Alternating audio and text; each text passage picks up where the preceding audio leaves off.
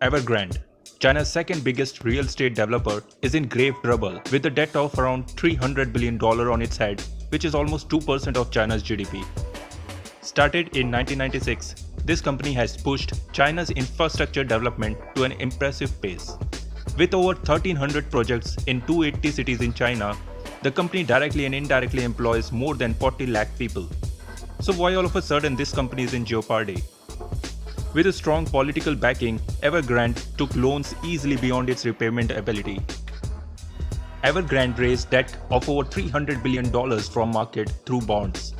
It helped them to spread unnecessarily from real estate to other non-core businesses like electric vehicles, sports, theme parks, food and beverages, buying a soccer team, and building a lotus-shaped soccer stadium worth $1.7 billion. Moreover, during the housing boom in China, Evergrande expands its business at an astronomical pace by its increasing rising debt. Now last year, China brought in new rules to control the amount owned by big real estate developers. The new rules led Evergrande to offer its properties at major discounts to ensure the money keeps coming to keep business afloat. But now the company is struggling to pay the interest on its debt. Also due to pandemic, Chinese housing market slowed down and sales were way behind expectations. The company has to pay a total of $130 million and settle the interest within 30 days.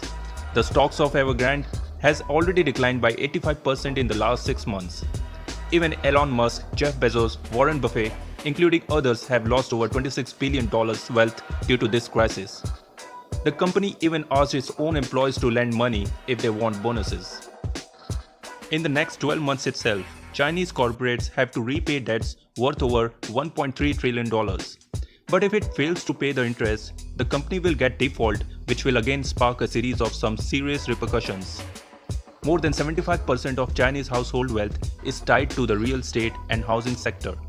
The bankruptcy of Evergrande could result a severe blow to these Chinese citizens as they have invested most of their savings and wealth in the housing market.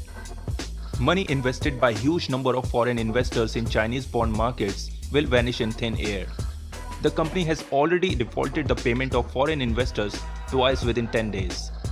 The crisis had led to negative impact on financial markets across the world, and even some big corporates see it similar to the collapse of Lehman Brothers during the 2008 financial crisis. Well, the Chinese government is leaving no stone unturned to save Evergrande from becoming a real estate bubble. But if it fails, it could result in unprecedented financial crisis that will shock the world beyond imagination. Please let us know what do you think about this Evergrande crisis.